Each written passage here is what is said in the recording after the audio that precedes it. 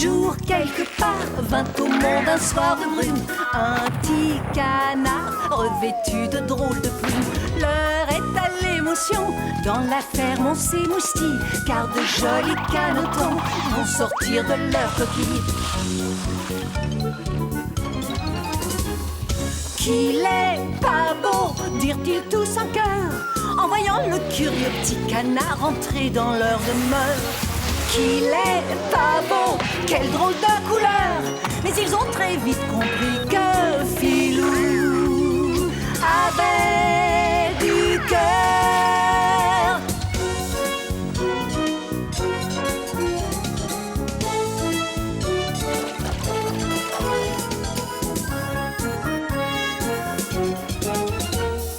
Filou enfin fera partie de la famille, et joyeux de rire, on sera le bout en train.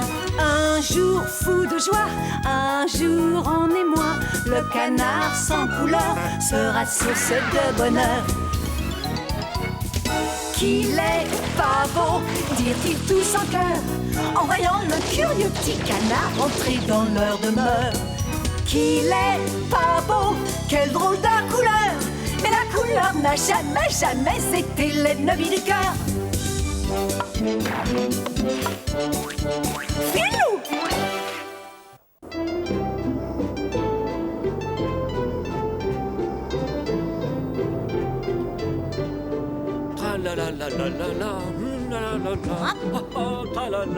Youpi! Ah ouais.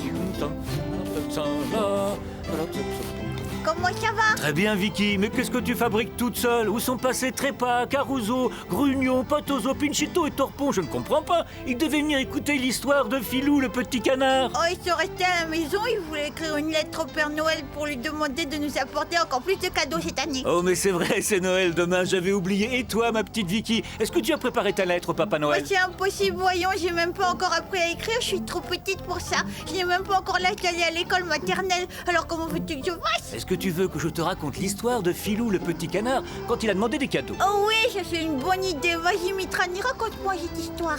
Le jour de Noël était proche et la rue était calme. Il avait beaucoup neigé, et dans la grande maison où tout semblait dormir...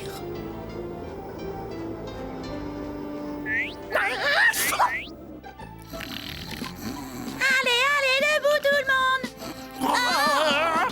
Oh, voilà bien tes manières pour réveiller les gens le matin de si bonne heure. C'est quand même pas très gentil de nous stresser comme ça en jouant du tambour. Et c'est très mauvais pour la santé d'interrompre un rêve dans ce premier sommeil, tu sais. Mais j'ai rien fait de mal, il est plus de 8 heures pas. Tu crois peut-être que je ne sais pas l'heure qu'il est? Aujourd'hui, c'est fête, il fait très froid, alors on est beaucoup mieux dans notre lit. Mais pour toi, ça ne change rien au programme que ce soit fête ou pas, car un coq est là pour réveiller les gens le matin. Il faut que tu apprennes certaines choses, mon enfant. Et tout d'abord, les jours fériés, les gens aiment bien pouvoir dormir tard. Eh bien, si tu ne vas pas les réveiller, je le ferai à ta place, car moi aussi je vais être un coq matinal quand je serai grand. C'est ridicule, tu ne sais même pas encore cacter. Je me servirai du tambour. Pom, pom, pom, pom, pom, pom, pom. Quelle idée stupide a eu le Père Noël l'année dernière en t'offrant ce vilain tambour pour te faire plaisir.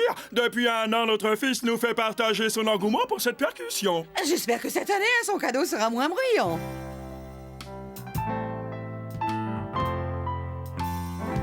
Voilà. Bonjour, Père Noël. J'ai demandé cette année au Père Noël un jeu de mécano, ça fait tellement longtemps que j'ai envie d'en avoir un. Et toi, Nico, qu'est-ce qui te ferait vraiment plaisir de recevoir cette année? Oh, pas grand-chose. Un avion télécommandé, un costume d'astronaute, un ballon de football, un... Voilà, t'exagères un peu, demander tout ça, tu crois Bah pas? pourquoi? On verra. Si ça marche, ça marche. Où vas-tu? Au grenier, je dois retrouver Oscar et Anastas pour parler de choses très importantes. Il ne faut absolument pas que les enfants soient au courant de ce qui se passe. Il y a des problèmes avec le Père Noël. Oh, mon Dieu.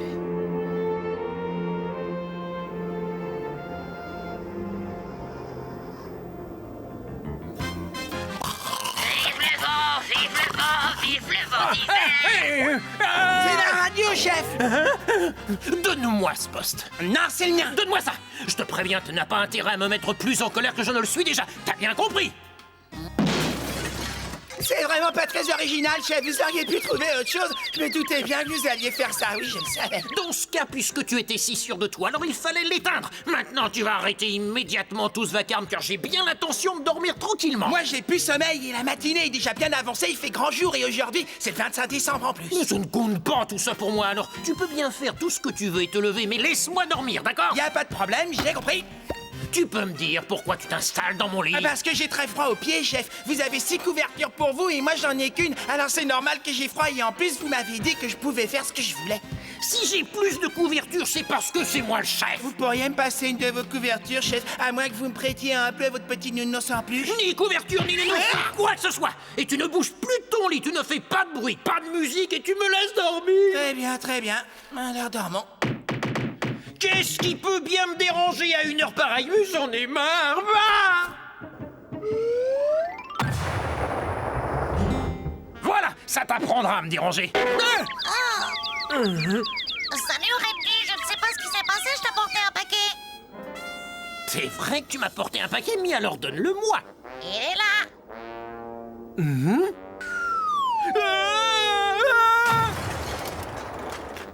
Merci, j'ai faim. Je t'en prie, Randy, c'est tout à fait normal, c'est mon travail, les livraisons. À propos, joyeux Noël. Merci à toi aussi.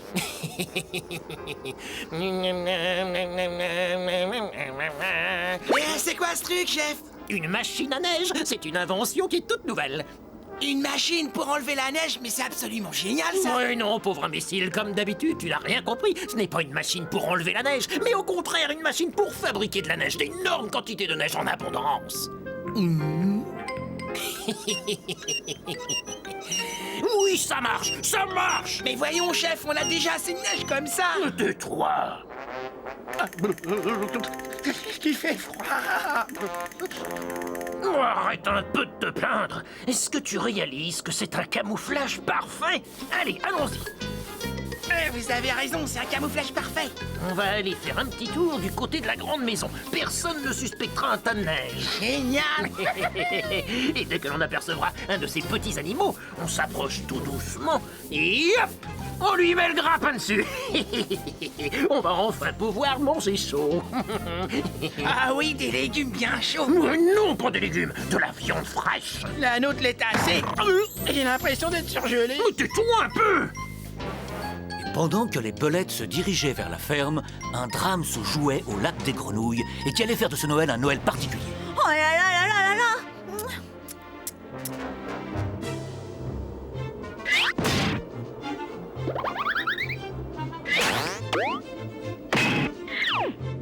Dis, est-ce que tu crois que j'ai demandé assez de choses au Père Noël? Honnêtement, je pense que c'est suffisant. Ouais, mais tous mes jouets sont très vieux et à moitié cassés. Alors il n'y a plus de solution. C'est dramatique. C'est pourtant la triste vérité, la récolte a été très mauvaise cette année. D'abord, il a beaucoup trop plu en automne, donc tout est à moitié pourri. Après ça, les gelées sont arrivées bien trop tôt.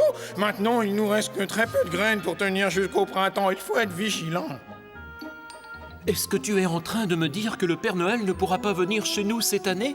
Et du coup, il ne pourra pas apporter de cadeaux? C'est malheureusement la triste évidence, Marion, car les reines du Père Noël ont besoin de nourriture pour faire tout le voyage et nous ne pouvons pas leur donner la moindre bouchée de foin. Là, je ne comprends pas. Tu ne vas pas me dire qu'il n'y a plus de foin nulle part dans le coin. Si on n'en a plus, allons en chercher ailleurs. C'est pas la peine de te fatiguer, je suis déjà allé voir dans les fermes voisines pour leur demander de me donner quelque chose. Mais malheureusement, je suis revenu avec mon panier complètement vide. C'est vraiment dramatique. Sans nourriture, les reines n'arriveront jamais à tirer le chariot du Père Noël et il pourra pas venir à plus que chez nous. Tu te rends compte, Anastasia, si nos enfants n'ont pas de cadeaux pour Noël, ils vont être vraiment malheureux.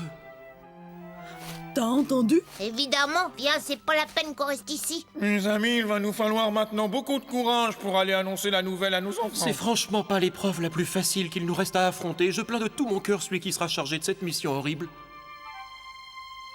Soyons d'abord d'accord sur ce qu'on va leur dire, hein? Moi, je crois que tu es le mieux placé pour leur annoncer cette triste nouvelle, Mario, car tu es un très grand orateur. Bon, eh bien, dans ce cas, je vais faire de mon mieux. Et on va commencer par réunir tous les enfants dans la salle de classe. C'est une bonne idée, je crois, car on aura les enfants tous ensemble, et puis comme ça sera peut-être plus facile pour leur parler. Bon, bah alors, je vais y aller.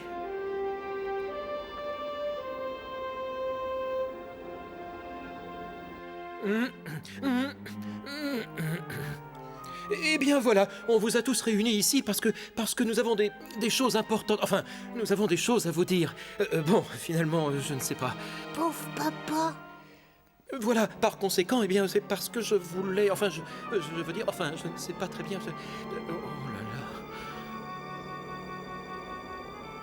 là... Oh, tchou! Calixto, viens avec moi retirer la neige qui est devant la porte. Désolé, je suis occupé. Mais enfin, Calixto, tu n'as pas le droit, c'est notre devoir. Tchou! Excuse-moi, je l'ai pas fait exprès, mais avec toute cette neige qui est tombée dans la nuit, j'ai attrapé un méchant rhume. Ouais, je vois. Alors tu es d'accord pour faire ça avec moi? Je vais prendre les pelles et on va déblayer ensemble, t'es d'accord? D'accord, oui, mais pas tout de suite, pas avant que j'ai terminé de remonter mon château. Tiens. Merci. J'en peux plus, mais ma queue est en train de geler. Mais tais-toi un peu, on va nous entendre. Voilà les chiens. Chut, tais-toi. On commence par quel côté? Là, ça serait pas mal si on retirait un peu cette énorme tas de neige qui est là.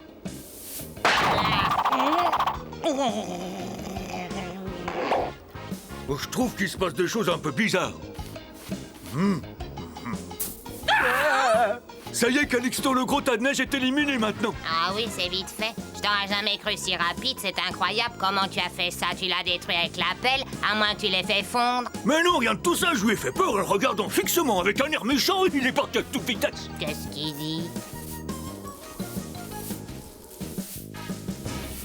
Eh bien voilà, il se trouve que finalement, je voulais vous informer d'une nouvelle importante qui peut-être vous semblera... Enfin bref, je voulais dire que... Je sais ce qu'il y a. Je voulais dire que...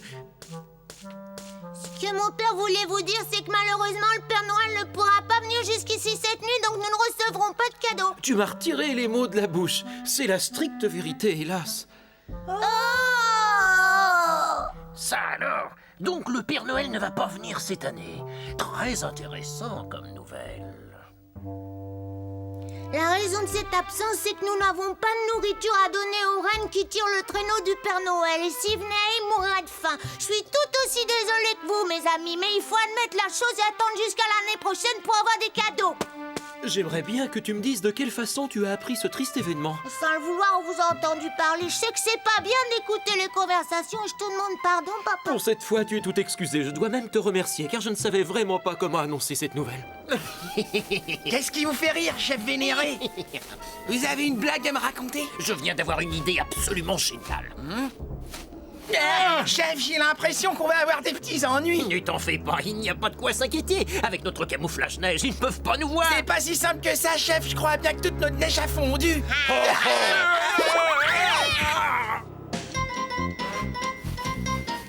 Le déguisement, il est génial, hein? De quoi? Aïe! On a été découvert, chef. Mais cours!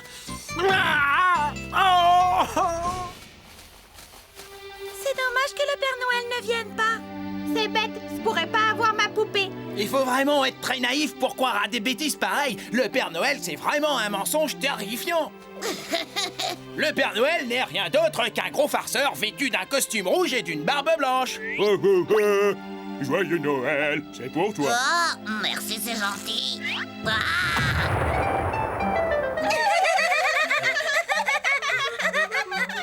Alors, qu'est-ce que vous en pensez? Vous avez vu un vrai Père Noël? C'est un attrape-nigo. Là, franchement, je dois dire qu'on s'est bien fait avoir. Ne l'écoutez pas, Imo. Le Père Noël n'est certainement pas un attrape-nigo. Bien au contraire, c'est un personnage qui aime les enfants. Tous les enfants sans exception. Vraiment? Alors pour quelle raison le Père Noël va laisser les enfants sans cadeau cette année s'il les aime autant que tu le dis? Est-ce que t'as une réponse à ça? La seule chose que je peux te dire, c'est que c'est pas sa faute si tout tourne mal.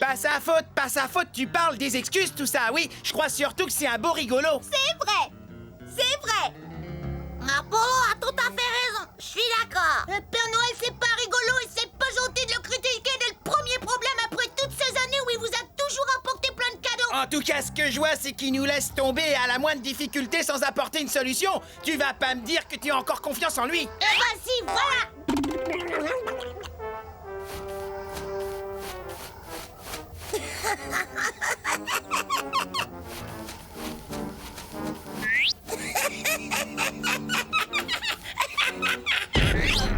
Il m'énerve. Je peux plus supporter ce canard stupide et prétentieux. Il m'insupporte, je peux plus le voir.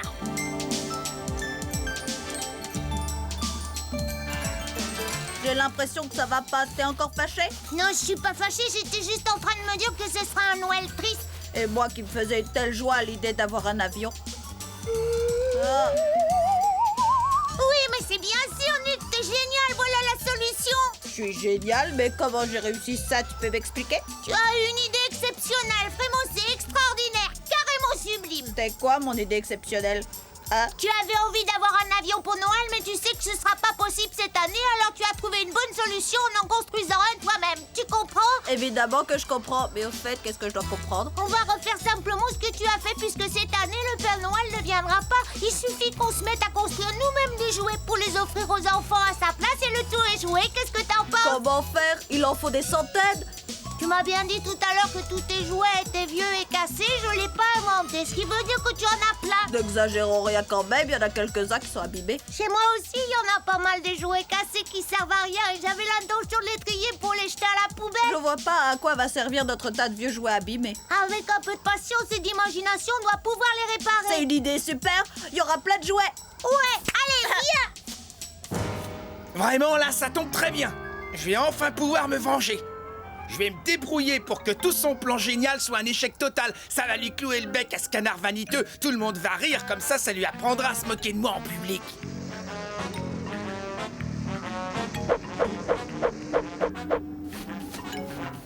Dis Nico, t'es sûr que personne t'a vu quand t'as ramassé les jouets qui étaient dans la poubelle? T'en fais pas, y a aucun doute possible, mon père ronflait assez fort. Maintenant, il faut se mettre à l'ouvrage et je connais un endroit où on sera tranquille. Est-ce qu'on les suit? Non, laisse-les partir, il vaut mieux attendre qu'ils reviennent. Je pense que ça sera plus drôle de les embêter à leur retour quand ils auront passé des heures à travailler.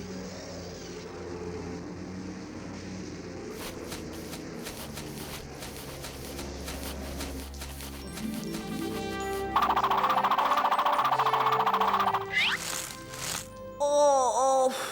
C'est à se demander ce qu'on transporte tellement c'est lourd. On a de la lumière, regarde là.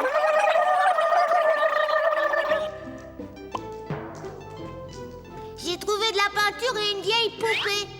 Dis, comment on va pouvoir réparer ça? Tout est une question d'imagination et de restauration. Comment? Imagination et restauration.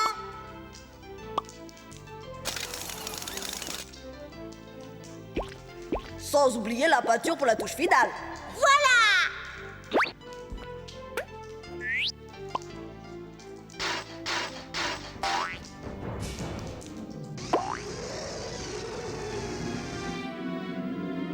Qu'est-ce que tu prépares? Ben, une soupe de légumes. Délicieux. J'en ai vraiment marre de tes soupes de légumes insipides et fades qui ne tiennent même pas au ventre. Tu ne peux pas en faire autre chose. Mais dans mes soupes, il y a beaucoup de vitamines. Des vitamines? Regarde un peu ce que je vais en faire, tes vitamines. Non! Aïe! Oh! Oh! Oh! Ça brûle là!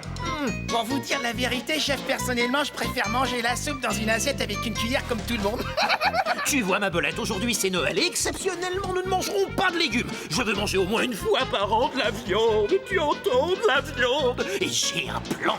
Et maintenant, c'est l'heure. C'est entendu, chef. À demain. Oh! Où vas-tu comme ça, espèce de marmotte?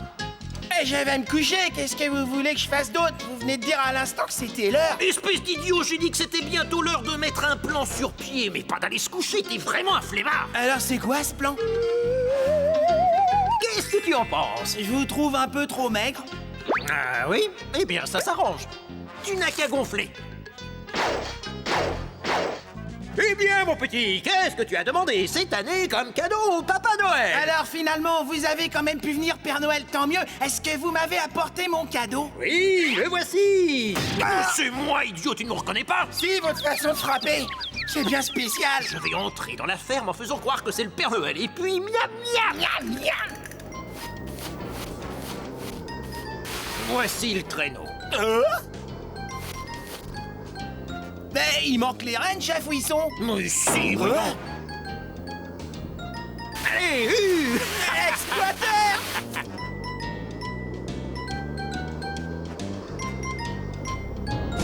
Alors Vicky, qu'est-ce que tu penses de mon histoire jusqu'à présent? Ça te plaît? Tu veux que je continue? Oh oui, ça me plaît beaucoup. Orandus est terriblement méchant. Avec toute sa méchanceté, il veut se faire passer pour le Père Noël, mais je suis sûre qu'il va faire une énorme bêtise et qu'il sera découvert, n'est-ce pas, Mitrani? Oh oui, il va encore mettre les pieds dans le plat comme d'habitude. D'ailleurs, il ne met pas que les pieds, il met aussi les jambes et les bras. C'est à se demander à quel moment il réussit ses plans. Finalement, il n'a jamais réussi un seul de ses plans. Ça s'est toujours très mal terminé. Mais cette fois, qu'est-ce qui va se passer? Qu'est-ce qu'il va encore inventer? Allez, vas-y, raconte-moi vite la suite. Je voudrais savoir la fin. Alors cette fois-ci, Orandus, attends un peu. J'entends des bruits de pas. Ce sont certainement nos amis qui arrivent. Ça serait peut-être plus sympathique de les attendre, tu crois pas?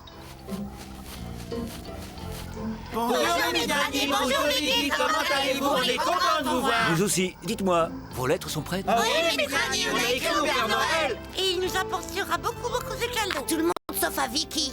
Et pourquoi le Père Noël, il ne m'apportera pas de cadeau à moi? Vous croyez peut-être que tout sera pour vous parce que vous êtes des grands, mais vous vous trompez complètement. Il n'y aura rien, Vicky, tu n'as pas écrit de lettres. Je ne peux pas envoyer de lettres, je ne sais pas écrire, je suis encore trop petite. Mais le Père Noël n'a pas besoin de recevoir une carte pour distribuer des cadeaux. Il sait très bien ce que je voudrais. Je suis certaine qu'il viendra me l'apporter. Puisque tu as l'air si sûr de toi, on verra bien. Ça m'étonnerait, Vicky, tu n'auras rien. Là, t'auras tout faux et demain matin, j'aurai tous les jouets que je voulais. Il y en aura beaucoup. Il y en aura peut-être même plus que j'imaginais, tu verras. Est-ce que Mitrani a déjà commencé son histoire? Oui, et je vais vous raconter le début pour que vous compreniez. Orandus s'est déguisé en Père Noël pour entrer dans la ferme sans qu'on puisse le reconnaître et ainsi manger tous les animaux. C'est incroyable, il est vraiment méchant. Et pendant ce temps, Nico et Philou sont toujours dans la grotte. Patiemment, ils continuent à fabriquer de nouveaux jouets. Bon, maintenant c'est un peu tard, je finirai l'histoire un autre jour. Tralala, moi je connais la fin, mais pas vous, c'est bien fait parce que vous n'aviez qu'à être là. Ne sois pas comme ça avec tes amis, Vicky, ce n'est pas très gentil. Et puis de toute manière, ils connaîtront quand même la fin puisque je leur raconterai. Alors c'est bien vrai, Mitrani, tu promets de la raconter, moi aussi je voudrais l'écouter encore une fois. Il n'y a pas de problème, Vicky, je vous en fais la promesse à tous, je vous raconterai la fin de l'histoire la prochaine fois. En attendant, nous allons tous passer une bonne nuit.